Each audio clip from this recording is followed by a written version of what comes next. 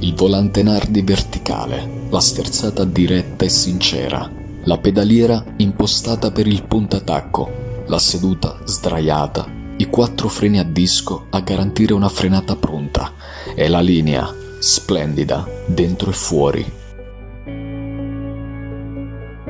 Ma è il motore il pezzo forte di questa bellissima Spider, progettato e costruito dai fratelli Maserati, 4 cilindri bialbero da 2 carburatori doppio corpo, trapiantato direttamente dalle vetture sport Oscar, che trionfarono in ogni competizione.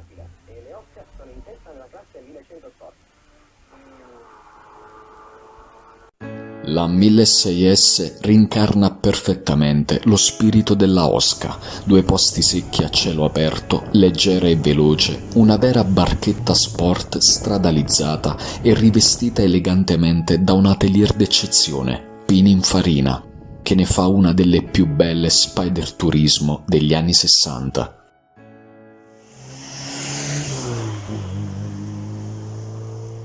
Il bialbero ha un rombo a dir poco emozionante e rispetto alla 1500 Spider con motore Fiat monoalbero, la 1600 Osca è tutta un'altra auto che non teme minimamente il confronto con le più affiatate e quotate concorrenti dell'epoca come Giulietta Spider o Porsche 356, né stilisticamente, né tecnicamente, né tantomeno come prestazioni.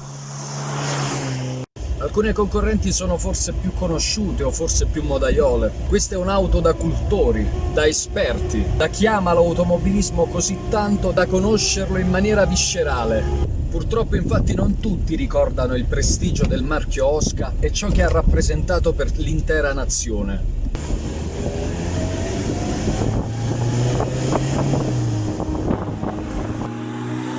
Nel 1937 i fratelli Ernesto, Ettore e Bindo vendono l'azienda Maserati alla famiglia Orsi, con una clausola contrattuale che prevede la loro consulenza alla direzione del marchio per un decennio. 10 anni dopo, quindi nell'esatto 1947, interessati esclusivamente alle competizioni, fondano a Bologna, loro città natale, la Osca, acronimo di Officine Specializzate Costruzione Automobili. Un'officina, appunto, edita alla sola costruzione di vetture da corsa, un piccolo laboratorio artigianale dove concentrare e sperimentare tutta l'esperienza accumulata in circa 30 anni di competizioni.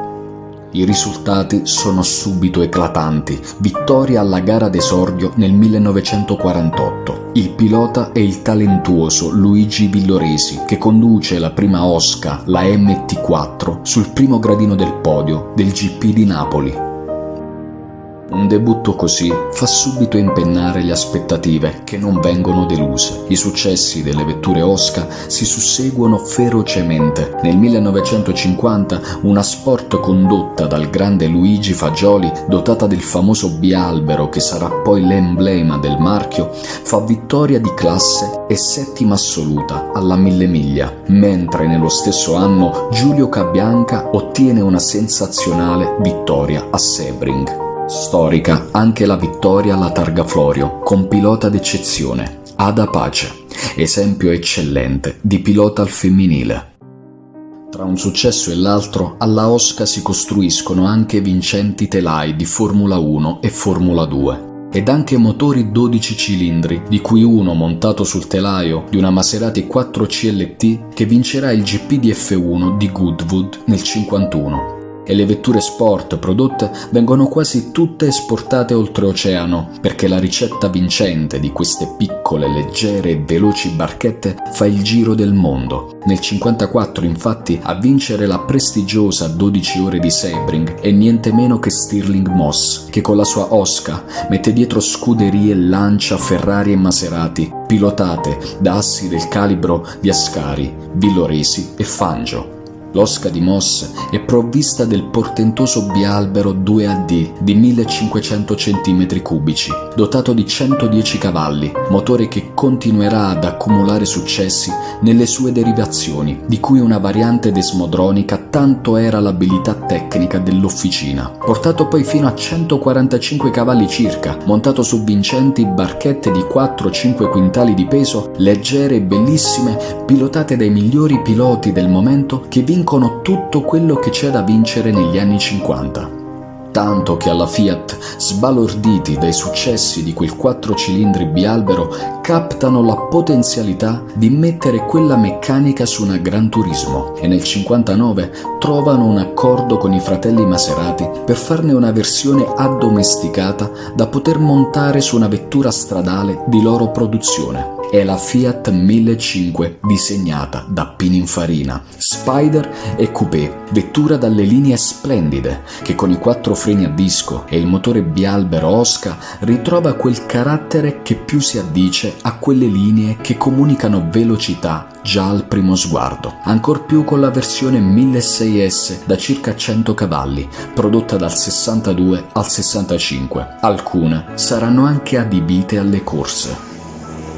È sostanzialmente la stessa vettura, ma diversa esteticamente. L'unica vettura stradale prodotta interamente dalla Osca è la GT 1600 del 1960, carrozzata dai migliori atelier quali Zagato, Touring, Fissore e Boneschi. Oggi è una rarità assoluta, con una produzione di 100 esemplari, di cui non si conoscono le rimanenze. Negli anni 60 infatti, seppur la produzione e i successi delle vetture Osca da corsa persistono, i fratelli Maserati sono in età avanzata e gli anni dell'industrializzazione diventano la nuova realtà, gli anni delle catene di montaggio, gli anni in cui una piccola scuderia fa fatica a sopravvivere senza una costante e svariata produzione di auto stradali. Nel 1964 vendono il pacchetto di maggioranza alla MV Agusta, per poi chiudere i battenti definitivamente nel 67. La favola di quella piccola officina in quel di San Lazzaro di Savena, che produceva piccole e leggere barchette volanti, si chiude. Il sogno di quella bottega di provincia, che era arrivata nel deserto dello Utah a infrangere 18 record di velocità di classe tutti in una volta, in quel lontano 1955, si spegne. Il mondo si avvia a un più impersonale scenario che abbandona pian piano la magia dell'artigianato.